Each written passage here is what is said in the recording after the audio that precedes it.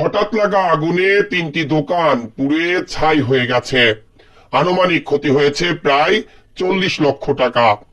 ঝিনাইদহের শৈলকুপা উপজেলার ফুলহরি ইউনিয়নের স্থানীয় কাজীপাড়া বাজারে রাত আনুমানিক 2টার সময় সেলিমের মুদিখানা দোকান থেকে আগুনের সূত্রপাত।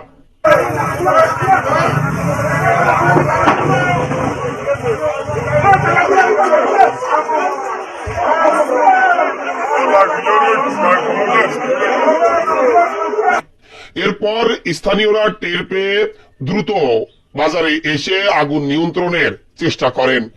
তবে মুহূর্তের মধ্যে পাশে থাকা বিএনপির অফিস ও পাশেই রওশনের কীটনাশক ও সারের দোকানে আগুন ধরে যায়। এতে চোখের সামনে 3টি দোকান পুড়ে ছাই হয়ে যায়। পরে স্থানীয়রা শৈলকুপা ফায়ার সার্ভিসকে খবর দিলে দ্রুত সময়ের মধ্যে শৈলকুপা ফায়ার সার্ভিসের কর্মীরা ঘটনাস্থলে এসে 2টি ইউনিট দিয়ে প্রায় 1 ঘন্টা চেষ্টার পর আগুন নিয়ন্ত্রণে আনেন।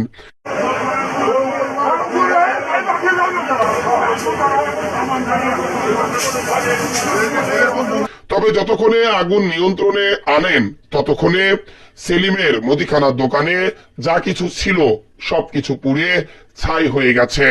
তার দোকানে আনুমানিক ক্ষতি হয়েছে প্রায় 10 লক্ষ টাকা।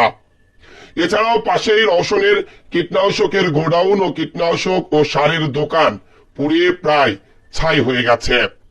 কীটনাশকের গোডাউনে থাকা প্রায় 30 থেকে 35 লক্ষ টাকার ওষুধ ও সার পুড়িয়ে একদমই ছাই হয়ে গেছে। এরপর তার দোকানে থাকা সার ও কীটনাশকেও আগুন ধরে যায়।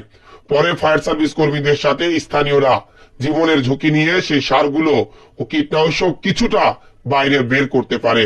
তারপরেও স্থানীয় বিএনপির অফিস, সেলিমের মুদিখানার দোকান ও রওশনের সারের দোকান মিলে প্রায় 40 থেকে 50 লক্ষ টাকার ক্ষতি হয়েছে বলে জানিয়েছেন স্থানীয়রা। আগুনের খবর শোনার পরই স্ট্রোক করে হাসপাতালে জীবন মৃত্যুর সন্ধিক্ষণে দাঁড়িয়ে রয়েছেন মুদি দোকান ব্যবসায়ী সেলিম। একই সাথে বারবার মূর্ছে যাচ্ছেন রওশনও।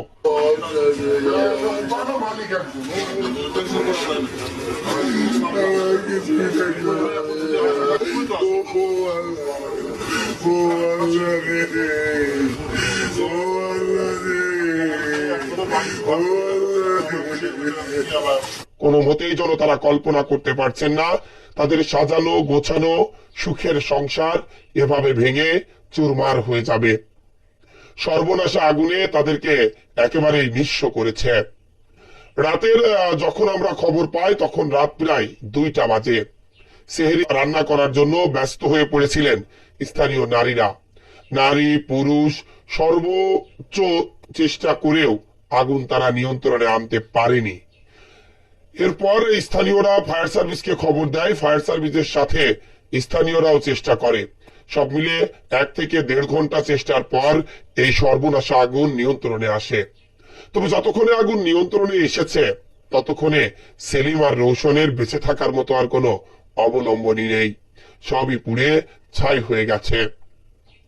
সরকার ও স্থানীয় উপজেলা ও জেলা প্রশাসন যদি এই 2জন প্রতিষ্ঠিত ব্যবসায়ীর পাশে আবার দাঁড়ায় তাহলে হয়তো নতুন করে বাঁচার স্বপ্ন দেখতে পারে এই রওশন ও একই সাথে সেলিম হোসেন। রওশনের বাড়ি স্থানীয় বৃত্তিপাড়া গ্রামে ও সেলিমের বাড়ি স্থানীয় গোবিন্দপুর গ্রামে।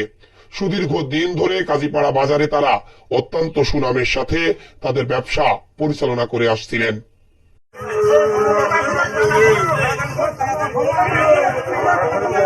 Muy